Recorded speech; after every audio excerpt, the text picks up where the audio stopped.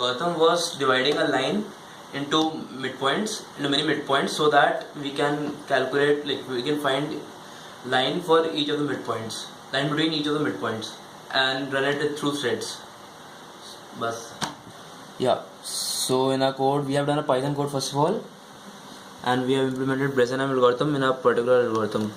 So we have imported graphics library and threading library in Python.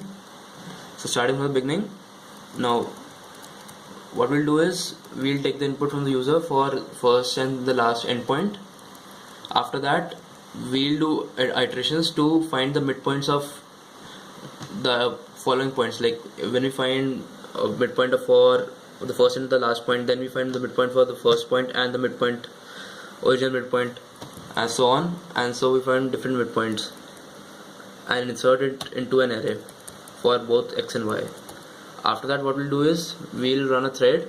We'll run different threads actually in a for loop, so that we'll run as many number of threads as many as we have edges for lines. So in our algorithm, then we'll run a proper bresenham algorithm, finding the differences. Our algorithm works for both the slopes, for greater than 1 and less than 1. So yeah, that's a code. So now I am going to show the output screen. So by taking the points x1 and y1, x2, y2. So let's take the point x1, y1, y1, x2, y2. So this is our output.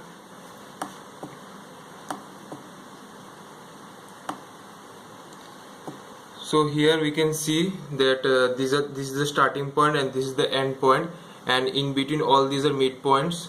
So the midpoints will repeat because here we are dealing with integers, and as you can see here, the straight line is not exactly straight and there is gap in between because we are dealing with integers. So this is our final output.